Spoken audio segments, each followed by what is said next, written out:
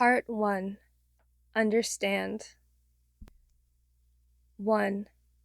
Life is unfair. I am a young, white, educated male. I got really, really lucky, and life isn't fair. Those are the words of Evan Spiegel, the billionaire co-founder of photo messaging app Snapchat. In our research into startup success, we found his story particularly interesting. According to Forbes, Spiegel was the world's youngest self-made billionaire. Before Kylie Jenner, that is. More on her later. Born in 1990, he reached $1 billion, aged just 24. I got really, really lucky, and life isn't fair. This part of the quote really stood out to us. Was Evan implying that his success was simply luck? He's led a privileged life and he knows it. To give you an idea of how lucky he was, let's dive deeper into his background. Evan Spiegel grew up in a multi-million-dollar household in Los Angeles, surrounded by countless fancy cars and ultra-exclusive country clubs, and taking luxury holidays all over the world at Four Seasons resorts. His early years were spent at an expensive private school in LA, which curiously enough was also attended by Tinder co-founder Sean Reid, plus a host of Hollywood stars such as Kate Hudson, Jack Black, and Gwyneth Paltrow. His parents also reportedly got him and his sisters elite private tutors at a cost of up to $250 an hour. Evan's parents were powerful lawyers, his father working on high-profile cases such as BP oil spill in the Gulf of Mexico, and actor Charlie Sheen's infamous $100 million suit against Warner Brothers. His mother held the distinction of being Harvard's law school's youngest female graduate. When Evan finished high school, his father's powerful connection and considerable clout as an alumnus and donor to Stanford University certainly didn't hurt his son's prospects of getting into the ultra-competitive and prestigious Silicon Valley Dream School. Evan's family connections also got him introduced to Peter Wendell, a big-time venture capitalist, VC, and one of Forbes' 100 top venture investors in the United States, with investments in hundreds of successful startups and numerous IPOs.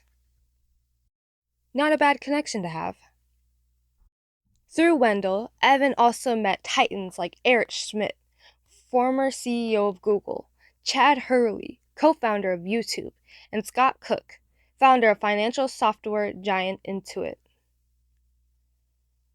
Eric Schmidt later said this about Evan: "He has superb manners, which he says he got from his mother."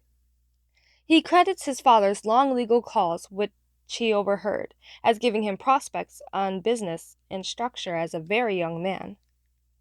Scott Cook decided to mentor Evan, gifting him with a wealth of business wisdom as he took in his first steps into the tech startup world. Later, Cook put his money where his mentorship was and contributed to Snapchat's first round of funding.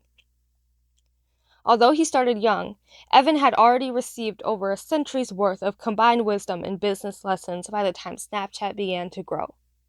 While many 20-somethings might have been nervous in big meetings with powerful investors, Evan Spiegel famously stared down one VC who was unwilling to adjust his firm's standards investing terms, telling him, "If you want standard terms, invest in a standard company."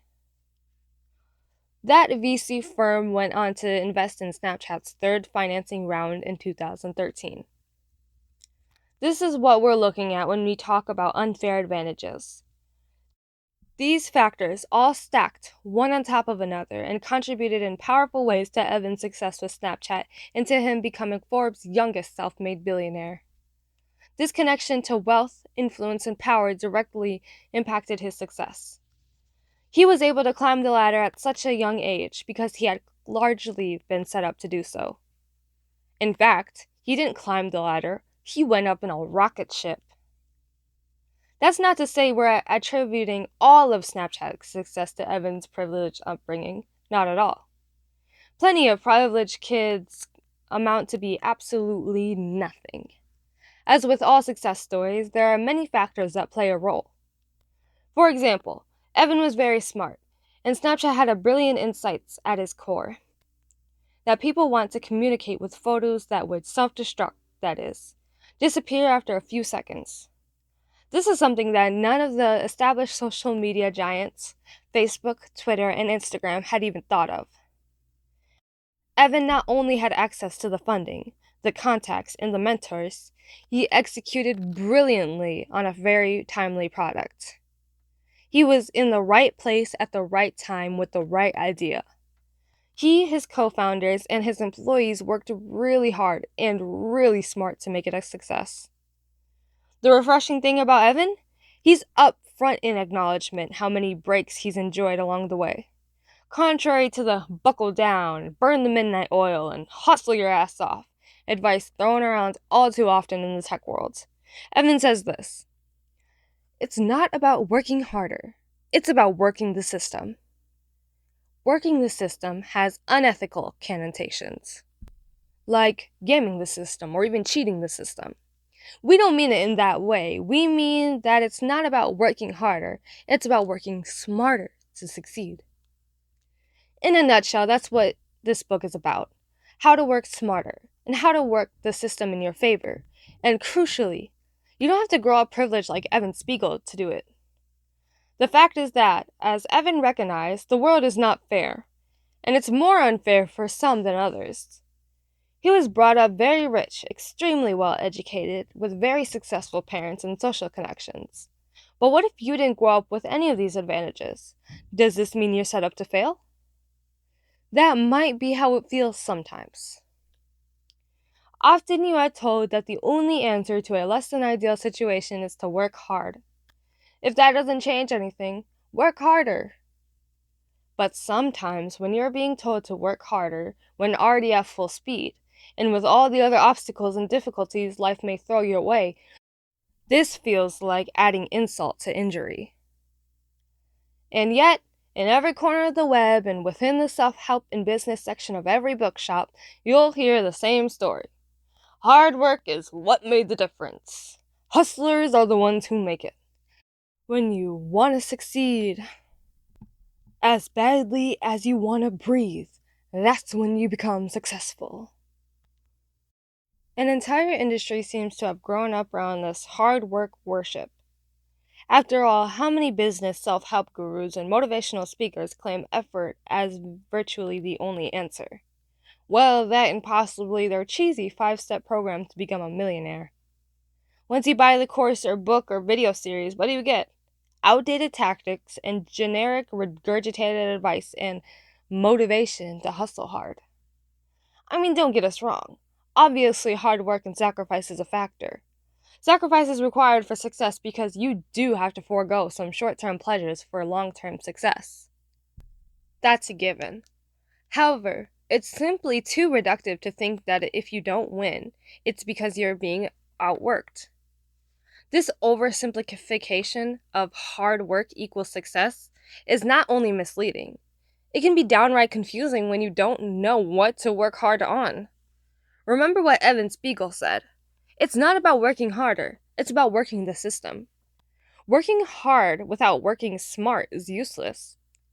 For example, you can work incredibly hard designing and building a product, but if it's a product that nobody wants, then tough luck. You'll get nowhere, despite your long hours in blood, sweat, and tears. I've seen a lot of hard-working entrepreneurs fail, and I've come to the conclusion that working hard, while never a bad thing, is not really the magic thing that leads to great inventions or successful outcomes. Katerina Fake, venture capitalist and co-founder of Flickr. As a very successful serial entrepreneur and venture capitalist, Katerina Fake should know what she's talking about. Her startup, Flickr, became one of the most popular photo-sharing websites and an early pioneer in social networking, which was very quickly bought by Yahoo for around $20 million. The quote above is from an article she wrote for Business Insider with the title, "Working Hard is Overrated." She then went on to found, grow, and sell another startup, this time to eBay for a reported $80 million. As Katerina says, promoting hustle as the one and only key reduces all the nuances of success in business to a simplistic one-size-fits-all solution. In the case of Evan Spiegel, for example, we also need to think about the level of society he was born into. The world-class private education he received, the confidence instilled in him by his environment, the social graces he picked up from his accomplished parents, the connection his father gave him, and all the amazing self-made billionaires, mentors he just happened to gain along the way. We haven't even mentioned the unknown impact of genetics on intelligence, creativity, problem solving, and people skills that Evan inherited from his incredibly successful parents. Also, what role did good fortune play in his success? It is reasonable to suggest he may have received the benefit of a touch of luck along the way. These all played a role in making Evan not only successful, but phenomenally successful. Uh-oh, did we really just say all that? How dare we mention genetics, luck, and parental endowment all in one paragraph in a business book? Well, we told you this isn't your typical business self-help book. Good old Mr. Snapchat isn't the only person who has noticed that action alone isn't the answer. Billionaire angel investor, co-founder of LinkedIn, and early senior team member of PayPal, Reid Hoffman, was asked the following question when a guest on the NPR podcast, How I Built This, by Guy Raz. How much of what you accomplished is because of your hard work and intelligence? And how much of it is because of the luck and the privilege that you've had? Without a breath of hesitation, Hoffman answered, The answer is massively both, of course. Massively both. This is from one of the most wealthy, successful people in today's digital world. It seems that the more successful people are, the more willing they are to admit there are factors other than just hard work played into their success. In case you're still thinking that this book is about how great it is to grow up privileged like Evan Spiegel, we'll show you how an unfair advantage can take many forms. To illustrate this, we'd like to take a couple of examples that are closer to home. Let's take a detailed look at a couple of entrepreneurs who transformed their lives. Us.